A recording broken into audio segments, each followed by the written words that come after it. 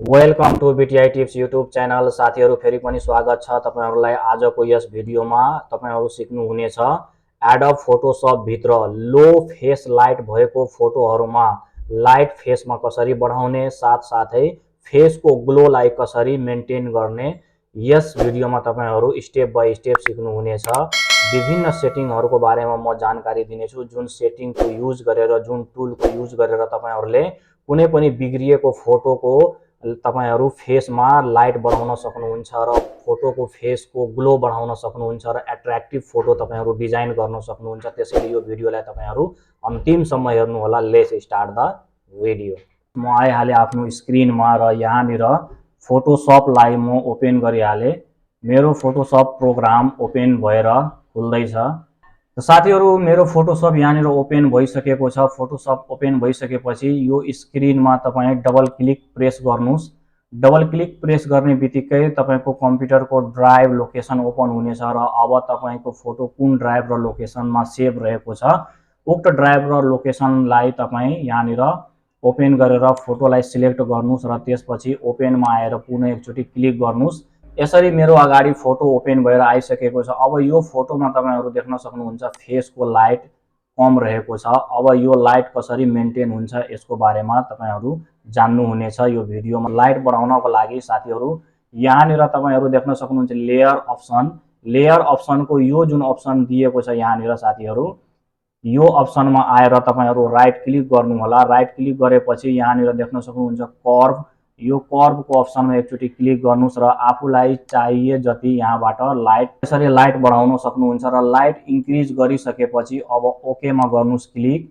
Okay मा click गरिसकेपछि साथीहरु कन्ट्रोल र आई प्रेस गर्नुस् आफ्नो किबोर्डमा। यसरी कन्ट्रोल आई प्रेस गरिसकेपछि र त्यसपछि साथीहरु तपाईहरु यहाँनिर आउनु होला।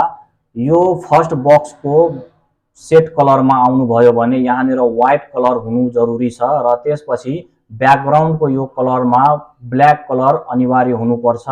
यति चाहिँ तपाईहरु ध्यानमा राख्नु होला। अब त्यसपछि यहाँनिर तपाई देख्न सक्नुहुन्छ ब्रश टुल। यो ब्रश टुल माथि तपाई एकचोटी क्लिक गर्नुस्। तपाईको अगाडि यस्तो आइकन देखिनेछ। अब त्यसपछि तपाईहरु राइट क्लिक प्रेस गर्नु होला। कुनै पनि ठाउँमा यसरी राइट क्लिक प्रेस गर्नुभयो भने यहाँनिर मास्टर डिमेस्टर ओपन हुनेछ।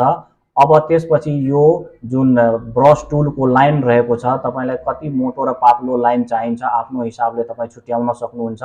तर राम्रो चाहिँ तपाईको 9 नम्बरको लाइन हुन्छ। 9 नम्बरको लाइनमा यसरी तपाई एकचोटी क्लिक थिच्नुस्। क्लिक थिचिसकेपछि अब यहाँनिर तपाई देख्न सक्नुहुन्छ 9 px मा देखिरहेको छ। यसलाई तपाई यहाँबाट इन्क्रिज गरेर कम से कम 80-82 भन्दा माथि राख्नु होला र त्यसपछि यो साइडमा अब फेस माथि एकचोटी क्लिक गर्नुस्। यो हट्नेछ। अब हेर्नुस् साथीहरु यो फेसको ग्लो कसरी बढिरहेको छ हेर्न सक्नुहुन्छ साथीहरु। यसरी तपाईले लेफ्ट क्लिकलाई प्रेस गरिराख्नुस् र त्यसपछि फेस माथि यहाँनिर क्लिन गर्दै अगाडि बढ्नु होला। यहाँनिर यो टुलको सहायताले यसरी तपाईहरु फेस माथि यसरी क्लिन गर्दै अगाडि म जाँदैछु। हेर्न सक्नुहुन्छ साथीहरु क्लिन गरेको ठाउँ र सुरुको ठाउँमा कति फरक रहेको छ। यसरी तपाईहरु चाहिँ फोटोको फेस माथिको ग्लो बढाउन सक्नुहुन्छ र फोटोमा लो लाइट छ भने त्यसलाई एकदमै राम्रोसँग एट्र्याक्टिभ फोटो डिजाइन गर्न सक्नुहुन्छ यो ब्रश टुलको सहायताले।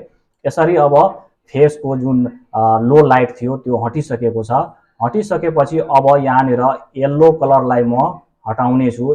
येल्लो कलर हटाउनको लागि पुनः फेरि तपाई यो लेयर अप्सनमा आउनु होला र यहाँनिर फेरि राइट क्लिक गरेर अब यहाँनिर एउटा अप्सन दिएको छ सिलेक्टिभ कलरको। सिलेक्टिभ कलरमा यसरी क्लिक गर्नुभयो भने तपाईको अगाडि यहाँनिर सिलेक्टिभ कलर अप्सन ओपन हुनेछ र यहाँ क्लिक गर्नुस् र त्यसपछि येल्लोमा क्लिक गर्नुस्। येल्लो कलर छानिसकेपछि अब यो जुन लाइन दिएको छ यहाँनिर येल्लो लाइनलाई तपाई माइनस गर्दै राख्नुस्। यहाँनिर 70-75 मा राख्न सक्नुहुन्छ। म तत्काल 70 मा राख्दिए।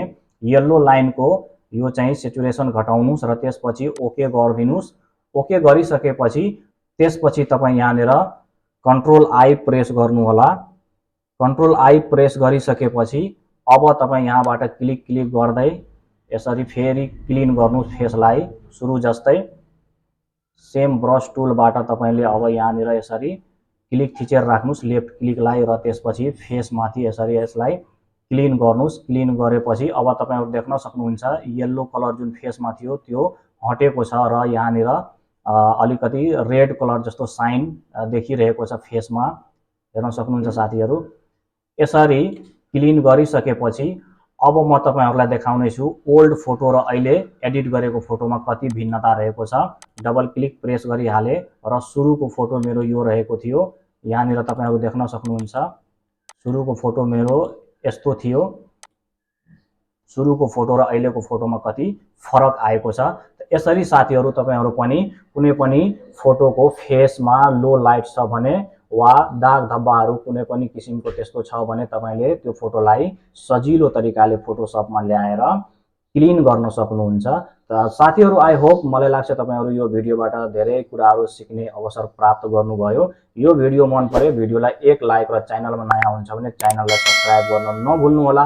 साथसाथै फोटोशपलाई सुरुदेखि सिक्न चाहनुहुन्छ भने मेरो यसै च्यानलमा भाग 1 देखि लिएर 6 सम्मको भिडियो अपलोड भइसकेको छ। यो 7औं भागको भिडियो रहेको थियो। फेरि पनि भेट्ने छु अर्को नेक्स्ट भिडियोमा। तबसम्मको लागि बिदा दिनुहोस्। तपाईको दिन शुभ रहोस्।